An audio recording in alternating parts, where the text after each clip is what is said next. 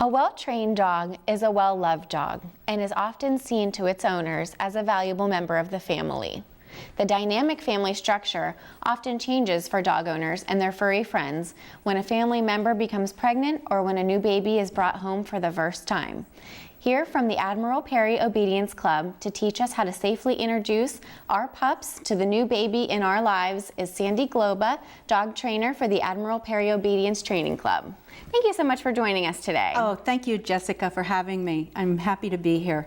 Well, I want to start out, I'm really excited about the topic we have today, introducing dogs to babies, introducing dogs to pregnant women. I know, dogs can react in different ways, and we don't want it to be unpredictable to, to these people who are in these situations. But the first thing I want you to do is tell me about the club you're involved with. All right. Our club, the Admiral Perry Obedience Training Club, has been around since 1945. It is the oldest obedience club here in northwestern Pennsylvania. And in 1965, I believe, we became a nonprofit, and we've been going strong ever since. But what we do as a club is we teach obedience classes, of course, to the public. We have programs for school-age children. We actually do a lot of community outreach with many of our dogs go in as therapy dogs. And of course, we teach the dogs and babies class at UPMC Hammett.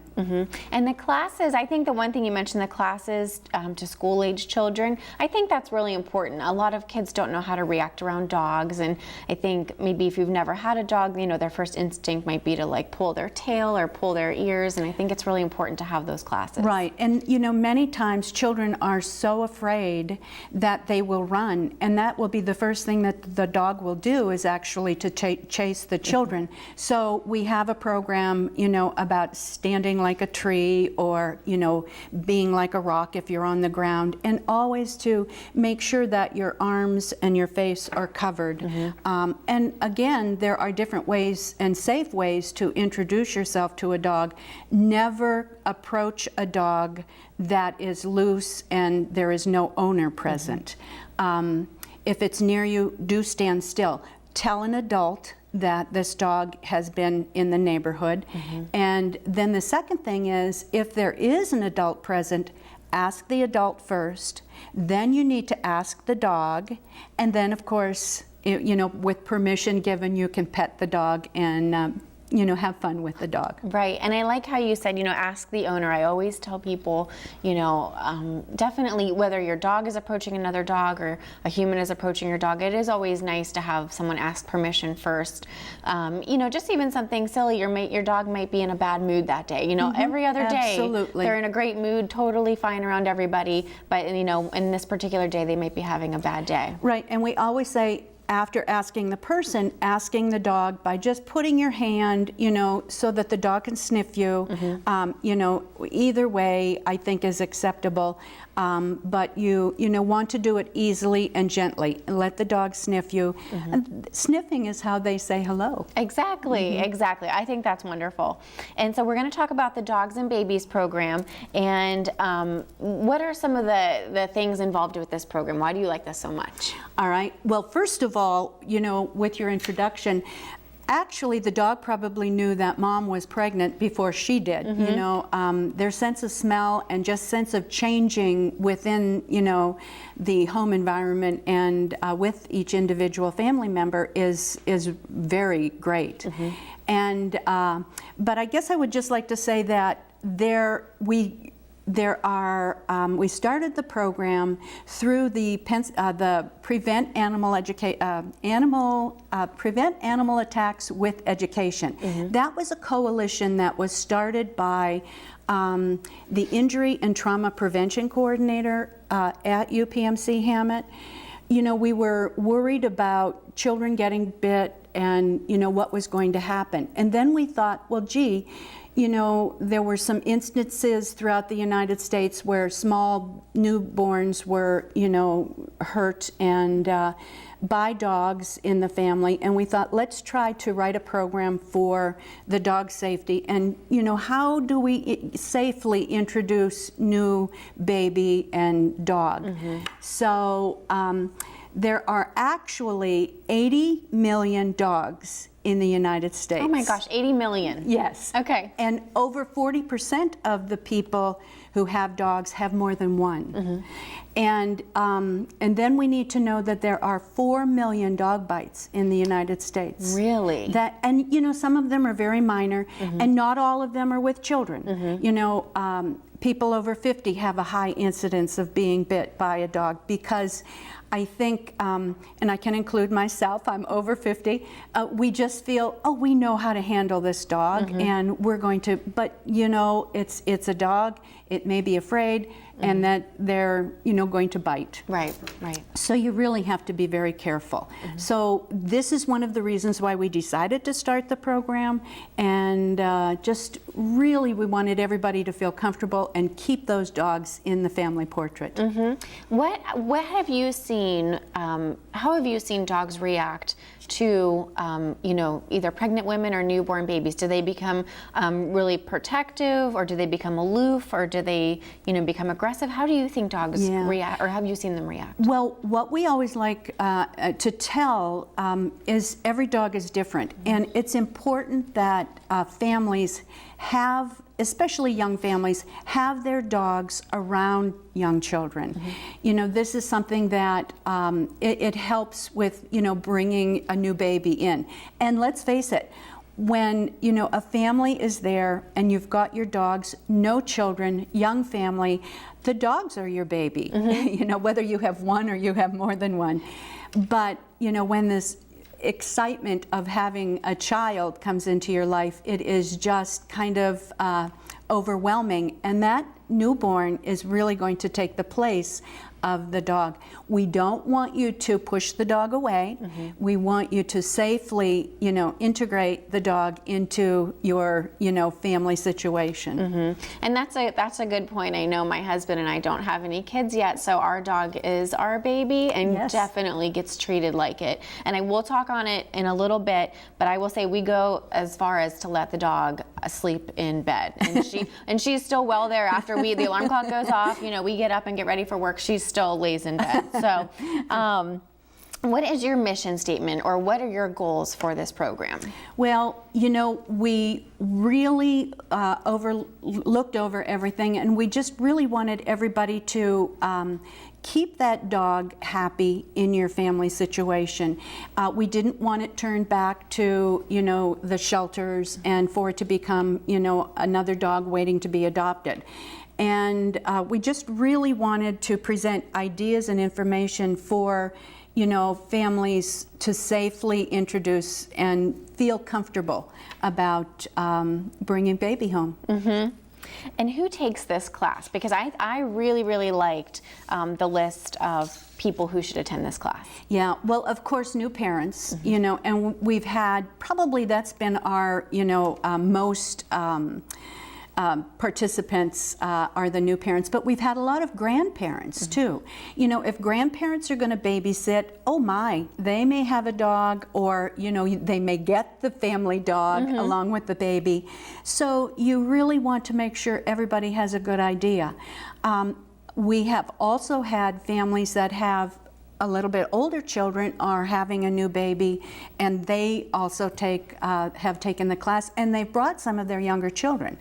And then anyone interested in just, you know, taking care of children and being around dogs is welcome to take the class. Right. When we first started talking about this class, the first thing that popped into my head was, you know, pregnant women and, you know, their significant other. And so I thought, you know, that would be who would go. And then when you mentioned grandparents, I thought, oh my God, that never even dawned on me. Yeah. So I would say too, even babysitters, you know what I mean? Absolutely. So for babysitters. In our packet that we present, we have a babysitter schedule, I guess, for the pets. I mean, what commands your dog knows, what your veterinarians, what's your safety number, you know, what things like the dog likes to do, where the dog sleeps, and I'm going to talk about this a little bit later, but where his safe zone is. A dog needs to have a safe zone in the home where the dog can go, or dogs can go,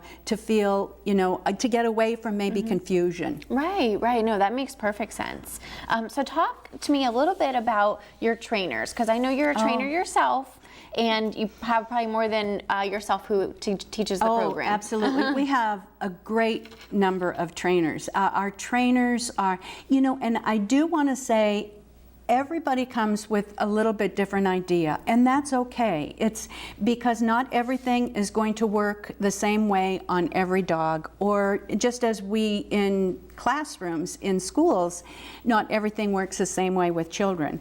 So, but all of our trainers, we have a core group of trainers that present the class, and everybody has a little bit different input, and that's a good thing because there are so many different kinds of dogs. We bring our dogs to the class, and people can actually see some of the things that we have done and recommend.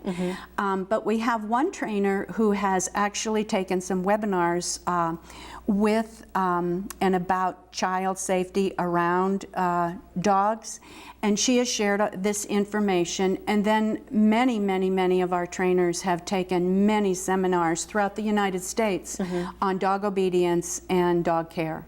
And you brought up a topic. So the trainers will bring their dogs in and almost use them as examples. The people attending the class should not bring their dog. No. Okay. We had one person who took our class who said the class would have been better in the evaluation, of course, if they would have been able to bring their dog. And, when I talked to someone from the hospital, I said, well, I don't think so. We know our dogs. We've worked with our dogs. It would be wonderful to, have them bring their dogs, but this is not the time. There would be too much confusion, right. And so there are a lot of distractions too. And I hate to see, you're giving out good information. And I've taken, just dog obedience classes with our dog. But even if the dog starts to shift or move, you immediately focus your attention down to the dog instead of to the person talking. Right. So well, and then the other thing is we have made home visits, and we do have trainers. We have a list of trainers in the packet that we hand out that will come to your home and will meet with you one-on-one about any problems that you have. But we always say, if you do have a serious problem, don't hesitate to call your veterinarian or one of the professional trainers. Oh, right. And so tell us some of the things that the participants will learn during this class. All right. Well, you need to know what to do before baby comes home. First of all, you always want to make sure that your dog is healthy on all shots. That's important. And Pennsylvania law says that we have to have rabies vaccines, and that's very important. You don't want to have any issues, with any kind of problem there. And couple of the things we say, it's important to get out all of your baby equipment. The dog needs to see all of this. Dogs are just like us. They're very curious about new things, and sometimes dogs may even become a little bit afraid of something and changes that you're making in the house. Not all dogs react that way, but many can. So it's so important that you bring out the swing, bring out the pack and play. Let the dog see the baby's room, the crib, the diaper pail. All of these things are so important. The other thing that is key, besides bringing everything out, is making sure you have a safe zone for your dog. That dog needs to have an area where they can go to be away from any confusion. And that's so important. And make sure they're comfortable. They can have high-end treats. They can have special new toys, those kinds of things. And then, when you are bringing baby home, mom should come in and meet the dog first without baby, because mom has been away. And, the dog is kind of thinking, well, what's going on? Even though the dog knew you were pregnant. Right. So, doing this, and then dad can bring in baby and go from there. And again, when you hold the baby, if the dog shows an interest in and curious as to meeting baby, feet only, never near the head or the face. And, this is important. And you should have your dog on a leash. Okay. This is also important because you don't know how he's going to react. Another thing that we say is, how does your dog react around noises? When you bring, maybe you're going to have twins. Two babies are, they're going to cry, they're going to, show a little bit of excitement every once in a while. And dogs get excited about this too. So you have to make sure that they are familiar with that crying sound and maybe even screaming if it happens. And deal with that. So getting dogs used to all of these kinds of things. Right, and I have a question about the safe zone that you brought up. And I know that dogs, I don't want to say like crates, but or sometimes like a space with like a roof or like a doggy house. So we don't crate our dog, but she has, sometimes if she's nervous, she has our kitchen table that she likes to, lay in between all the legs and lay underneath the kitchen table. Do you think that would be a safe zone, or what would you suggest for somebody who doesn't have a dog house or a dog crate in their house? All right. Well, what I would say then is maybe you would need to get a baby gate to put up so that you could keep the dog in the kitchen or close off the door. Right. And if your dog feels safe there, then make it comfortable. Put his bed, make sure you can put some treats there and that type of thing. So let me just show you too. Yeah. This is a little toy I brought. It's a toy that makes a little bit of a noise. Dogs are always attracted to that, and they're going to want to play. Anything on the floor is dog territory. So once the toys are on the floor, the dog is going to be curious and think it's his and take it. The stuffed animals that I have here and the little toy, this is one that we would put on a stroller or something like that. One of these is a dog toy. We really can't tell anymore because there's so many cute stuffed dog toys and baby toys. They look very similar. Yes. Well, this little guy right here, he is the dog toy. He's got the little squeak in him. And dogs are very curious about that. That's, another thing. But these are some of the high-end treats that we can do, and this one is a bone. It's you can see it's been used, but it's hollow in the inside. You can put peanut butter, pumpkin, sweet potatoes. Okay. Fill it with, if you're going to fill it, pumpkin and sweet potatoes are a good thing. Even bananas are good for dogs. And put it in a baggie and freeze it. Yes. And this would be, wonderful treat for a dog. And the same thing with the Kongs. Now this is I have big dogs, so it's a big Kong. But, do remember anything on the floor is dog territory. Right. Well, and this baby toy you pointed out to me, I thought at first was a dog toy for a little dog, like a Chihuahua or a Yorkie or something like that. So Yes, I could see how they would get confused. Yeah, yes. But, I should stop right here and say our number one rule is dogs and babies and even young children are so unpredictable. You never ever want to leave them alone and unsupervised. Not even for a second. Not even for a second. If you have to leave the room for a moment, either take the dog or take the baby with you. Never leave them unsupervised. That is, you think your dog might be the calmest dog in the whole world, and maybe he is, but they are still unpredictable, and we cannot leave them alone. I really like that, and that's a really important message to take away. I see you've brought a book with us too, and I don't know if you want to talk about this book just yet, but I wanted to get to all the props on the table. Oh, sure. This book is so key. It is, I love this author. Her name is Colleen Pellar. And her book is called Living with Kids and Dogs Without Losing Your Mind. And actually, we recommend this in our class. We used to give it out, but we've kind of run out of the book. So it's easily ordered, and it's an excellent reference for parents. She has children of her own and multiple dogs, and gives great ideas in any kind of an instance that you might have. That's wonderful. And I think there's a lot of resources online.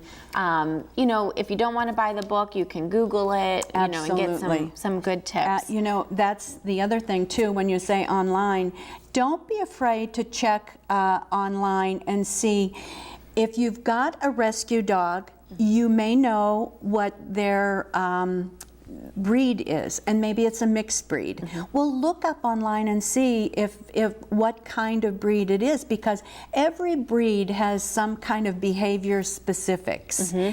Digging, you know, nipping at the heels and hurting. Border collies Absolutely. we grew up with one, so that I can. And so if your dog is doing this at home too, whether it's you or the children, that's why, you know, and sometimes it's hard to break that behavior because it's ingrained in them. And we always said with the border collie too, they're hurting you. They're not trying to hurt you. Exactly. So, and do the participants need obedience training? Okay, and that's a good question. You know, we really say you need 3 things. You want to have a good bond with your dog. You know, spend time, have that good bond with your dog. You want to remember that your schedules are going to change. The baby's schedule is going to change, your schedule is going to change as far as sleeping, and the dog's schedule is going to change. So you're going to need, and many times your mom or, you know, your partner's mom will come over and help you with the baby, and that's wonderful. But you really need, you know, a little bit of help with the dog too, exercise, that type of thing. So we always say a little bit of obedience is very good. You really want to know, the dog should know to sit, the dog should know a down, wait or stay if your dog will do that. And you know, the other thing is walking with your stroller and the dog on leash. I always tell people, practice before the baby comes home. Don't worry what your neighbors will say. Put a bag of potatoes or a baby doll in there, in the stroller, and practice with your dog walking, you know, with the stroller. That's a good point. I never even thought about. And how would you do that? I'm thinking my right hand is my dominant hand, so that would be the hand that I would walk the dog with. And then how would you do that? Would you? Yeah, you never want to tie the leash around the stroller. Exactly. Because if the dog would see a rabbit or another dog and would want to, you don't want it to tip the stroller or, you know, go rolling down the sidewalk with the baby. You can manage it. And don't wrap it around your wrist too, because that could be, you know, an injury to you. But hold the stroller, you know, and the leash, you know, kind of like off to your side there. Okay, that's a good tip. I like that. And when you're introducing your dog to the new baby, what are some signs, you know, that this is too much at once, let's take a little break? What would be some either dog body language or good some question. signs? Yeah. Yawning can be a stress signal. Oh, okay. The dog actually turning away and his eyes moving a little bit. The dog just kind of like moving back a little bit. Watch his tail, if his tail goes between his legs. You know, these are all, and we actually have a nice bookmark of warning, you know, stress signals in dogs too. That we pass out with our packet. Okay. And the most important thing, when and where are these classes being held? All right. Again, if someone can't attend the class, the book I suggest. But we have 3 classes. Can I give you the dates? Please do, yes, because we'll definitely air well before these classes start. We have March 22nd in 2017. We do June 20th in 2017 and September 19th in 2017. Our classes are at the UPMC Hammett Women's Hospital and in the Lincoln Room there, and they start at 6 and we go till about maybe 7:30, 8 o'clock, and our classes are free, and you know, they are open to the public. I love this. I absolutely love this. I actually want to attend my own class. You know, my nieces and nephews are always, you know, hanging around my dog, and my dog loves to be around them, but it would be a good idea for me to have a refresher before, you know, any more newborns or, you know, young kids come around us. But I want to ask, should they attend all 3 sessions or just one is necessary? Just one is necessary, right. It's just a one-time, you know, session, and then we have great handouts and material that we give. and any questions that we can answer, we try to do that, you know. And of course, we can't answer everybody's questions because something that might happen at home isn't going to be something that we can address that night. So we always tell you, if you have a problem, you know, contact your veterinarian or bring in a special trainer. And again, number one rule, never leave baby, young children, and dog or dogs alone or unsupervised. That's a great message. I think we should like put that in big, you know, warning writing on the screen right now. Don't leave them alone. Don't leave them unsupervised. Absolutely. I want to thank you so much for being here with me today. Why don't you share your contact information with our viewers? Do you have a website or Facebook page? Anywhere where viewers, if they want to get more information from you, can go to? I have a telephone number, okay? It's 814-864-3175. Okay, and they should call you if they have any other questions. Right. I want to thank you so much for being here with me. I love dogs, and I think this is a wonderful introduction to how to introduce your dog to the baby. So thank you so much. And again, there's so much more that we tell. So. Oh yes, and we only skimmed on the surface. So folks, I really think that you need to attend this class. If you're a grandparent, if you're a new mother, if you're just pregnant and you're about to have your baby, this is the class that you want to attend. Make sure to go to their website, and that would be the Admiral Perry Obedience Training Club, or just to attend the classes at the UPMC Hammett Women's Health Hospital. Again, thank you so much for tuning in, and until next time, have a wonderful day.